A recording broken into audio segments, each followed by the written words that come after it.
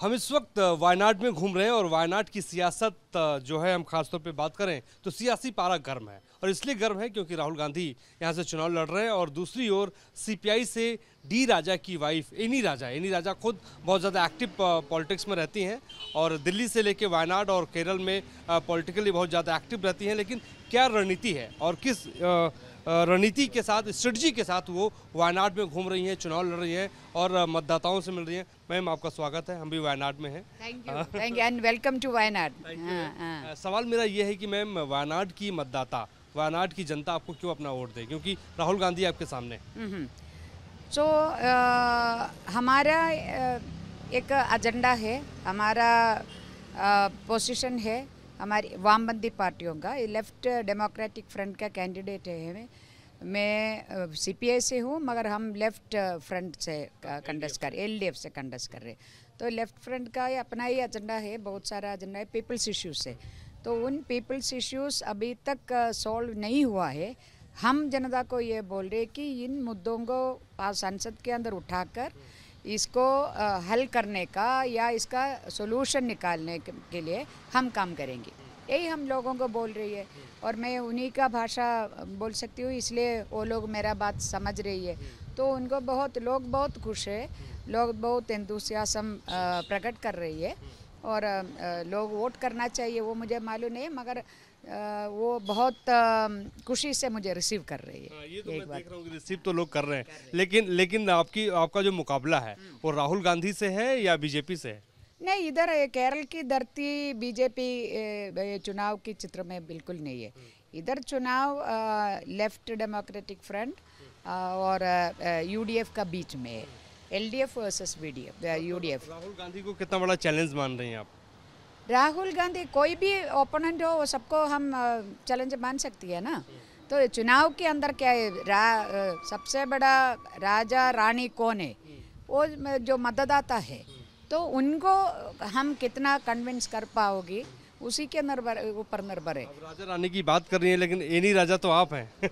No ठीक है, मगर जनता को मैं मानती हूँ कि सबसे बड़ा जनवाद के अंदर, डेमोक्रेसी के अंदर सबसे बड़ा masters the voters are the biggest masters। BJP आप पे बहुत एलिगेशन लगा रही है। बीजेपी ये कह रही है कि आप केरल में राहुल गांधी के सामने खड़े हैं और दिल्ली में एक दूसरे के साथ गले लगाकर घूमते हुए नजर आते हैं। ये कॉन्ट्राडिक्शन क्यों? नहीं, कॉन्ट्राडिक्शन के वो बात एक साइड पे रखे। आप बोले कि बीजेपी के और क्या बोलने का है उनका।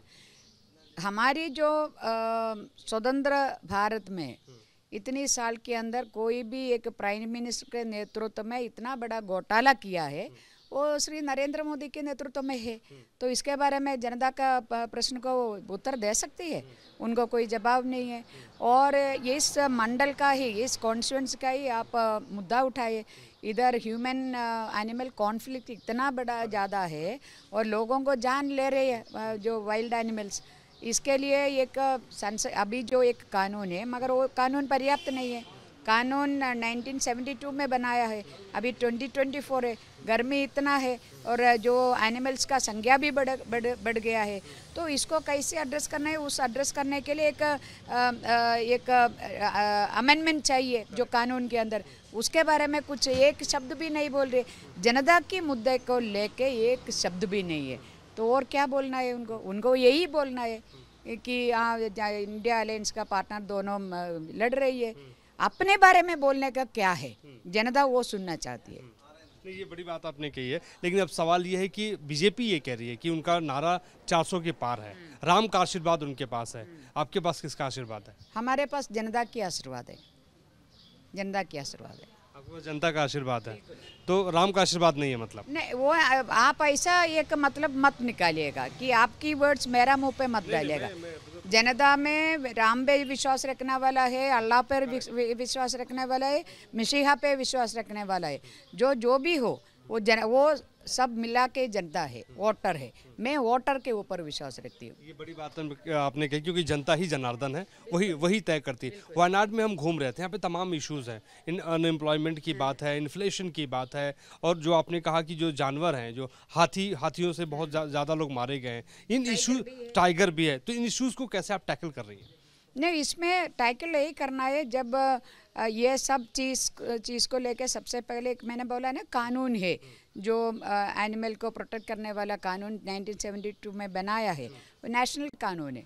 तो इसको अमेंड करने के बगैर और कोई रास्ता नहीं है। दो बाकी देशों में हम देख रही है, उधर भी साल में 2 महीना हंटिंग करने का अधिकार है, उसी प्रकार का कानून है। तो हमारा इधर भी उसी प्रकार का कोई ना कोई बदलाव कानून में ले आकर इसको एड्रेस करना है। और फिर बाकी चीज़ों को भी हमें इसके साथ देखना है कि जो फॉरेस्ट है, जो अफॉरेस्टेशन का जो तरीका अपनाया है कुछ सालों से, तो वो उसमें क्या इम्पैक्ट है, तमाम चीज़ें देखना है। बट सबसे पहले जो कानून में संशोधन लाने का बात है, वो संसद में जब खड़ा होकर बोलेगा तो जो रिलेटेड मिनिस्ट्रीज और डिपार्टमेंट सुनेगा ना, कम से कम बोले। आपने पिछले 5 साल कुछ भी नहीं बोला है, तो फिर वो बोलने का जिम्मेदारी हमारी ऊपर आ रही है। राहुल गांधी ने नहीं बोला है 5 साल, यही जनता बोल रही है। 5 साल कुछ भी नहीं बोला है। इस कॉन्स्टिट्यूंसी का जनता की मुद्दा पीपल्स इश्यूज के बारे में कोई बात नहीं किया है। मुझे प्रश्न पूछ रहे, आप भी उसी का जैसा होगा, ये प्रश्न मुझे पूछ रही है, तो मैं उनको बोल रहे मैं नहीं होगी, क्योंकि मैं जनता के पक्ष वाली जो पार्टियों से जुड़ा हुआ हूँ, वामपंथी पार्टियों से जनता के पक्ष वाला रखने वाला हूँ, और मैं जनता के बीच में रह रही हूँ।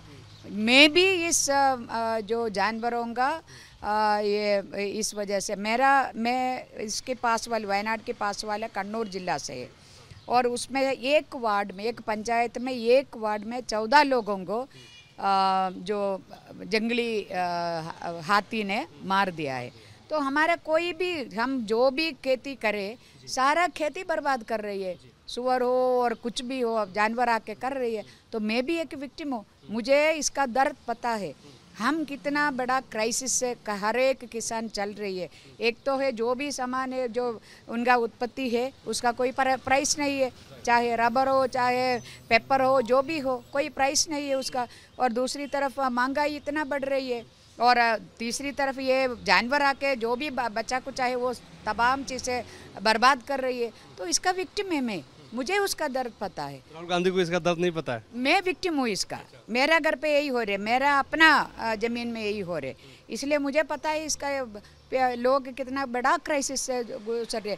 तो इसलिए राहुल गांधी के पता हो या ना हो, मुझे पता है, तो मुझे इसको लेके लड़ाई लड़ना है, यही बात है। नहीं तो ठीक है, लेकिन मैम यहाँ पर कर्नाटक के बाद टीपू सुल्तान का मुद्दा आ गया है। बीजेपी के जो प्रेसिडेंट हैं वो कह रहे हैं कि जो सुल्तान बादरी का इलाका है उसको हम बदल देंगे, उसको गणपति विट्टोर कर देंगे। उसको आप किस तरीके से देखें? जो आपने एक बात बोला था, अभी हमारे बात कर रहे थे, वायनाड में एक बड़ा मुद्दा है जो नौजवानों के बीच में बेरोजगारी। क्या ये जो एनडीए का जो सुरेंद्र ने जो कैंडिडेट है, उसको क्या इसके बारे में कुछ बोलने का है? क्या ये एम्प्लॉयमेंट अपॉर्चुनिटी क्रिएट करने के लिए नौजवानों को, बेरोजगार नौजवानों को जॉब दिलाने के लिए आपके पास क्या है? और प्राइम मिनिस्टर भी ये बोल रहे हैं ना कि उनका 4 कास्ट है, एक तो किसान है, एक महिला है, एक नौजवान है। तो मैं पूछ रही कि किसान जो प्रधानमंत्री जो कास्ट बोल रही है, वो किसानों के लिए, ये किसानों का ये कॉन्स्टिट्यूंसी है ना, इन किसानों के लिए क्या करेंगे? सुरेंद्रन बोलना चाहिए। नौजवान के लिए क्या, उस कास्ट के लिए क्या करेंगे? उसके बारे में कुछ भी ना बोलने के लिए, इसका कोई नोटिस भी नहीं कर रहे, इसको इधर कंटेस्ट कर रहे हैं मगर कोई इतना ध्यान नहीं दे रहे। तो एक तो है न्यूज़ में जगह ढूंढना है, ये एक बात है। दूसरी है जो नॉर्थ इंडिया में टेस्ट करके किया है, ये जो नाम बदलना, वो हर जगह पे हमने देखा है कितना बड़ा मुसीबत से जो माइनॉरिटी कम्युनिटी को गुजरना पड़ा है। बहुत सारे नाम चेंज किया है ना। तो ये धरती, वायनाड का धरती, ये सेकुलरिज्म का धरती है और भाईचारा का धरती है। इधर ये कम्युनलिज्म का बीज बोएगा तो ये इधर खिलेगा नहीं, बिल्कुल नहीं। ये बात सुरेंद्रन को समझना चाहिए। लेकिन मैम हमने इंडिया घटक दल की जब बैठक होती तो हमने कवर किया है, मैक्सिमम कवर किया। हम वहाँ पे गए, मुंबई की बात हो, कर्नाटक की बात हो, दिल्ली की बात हो। डी राजा साहब राहुल गांधी के बगल में बैठते थे, दोनों बहुत बात करते थे, बहुत अच्छे दोस्त थे। अचानक आप चुनावी मैदान में उतर गई, किसी को समझ में नहीं आया। नहीं, हमारे पॉलिटिक्स है ना, ये दोस्त, मैं आपका भी दोस्त हूँ या बहुत सारे लोगों का दोस्त हो, इसका मतलब हमारे एक पॉलिटिक्स को हम सरेंडर करके, फासिज्म के सामने सरेंडर करके, पॉलिटिक्स का ऊपर कुछ भी नहीं है, वो दोस्ती भी हो या कुछ और भी हो, ये बात है हमारा। मोदी बेहतर है?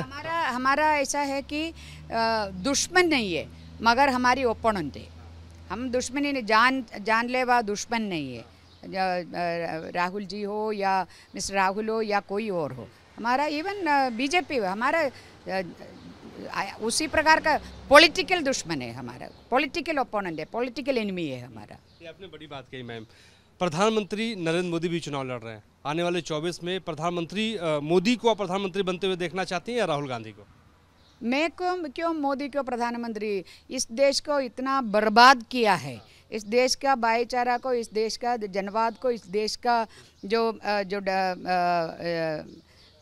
क्या धर्मनिरपेक्षता को इतना बर्बाद किया है, इस देश की नौजवानों को इतना पूरे 45 साल के अंदर सबसे ज़्यादा बेरोजगारी पैदा किया है, और इस देश का तमाम जो पब्लिक सेक्टर है, तमाम चीज़ें कॉरपोरेट को दे दिया है। तो राहुल गांधी को आप चाहती हैं प्रधानमंत्री बने?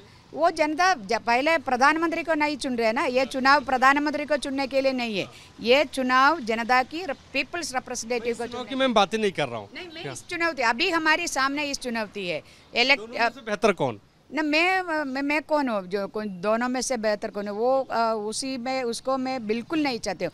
अभी मेरा सामने इस कॉन्स्टिट्यूंसी में मैं कैंडिडेट के तौर पे, मैं उम्मीदवार के तौर पे खड़ा हूँ। मेरे सामने सबसे बड़ा चैलेंज है इधर से जनता की वोटर का कॉन्फिडेंस जीतना। इसके बाद आप पूछिए तब मैं बताऊंगी। Thank you so much ma'am. हम आपको देख रहे हैं और आपको बहुत बहुत शुभकामनाएं कि आप बेहतर चुनाव लड़ें। राहुल गांधी सामने हैं, एनी राजा भी सामने हैं और ये लगातार जो है मेहनत करती हुई नजर आ रही है, लेकिन नतीजे बताएंगे, जनता जनार्दन बताएगी कि कौन बाजी यहाँ पर मारता है। हमारे सहयोगी सुभाष के साथ मोहित राज दुबे, न्यूज़ नेशन, वायनाड।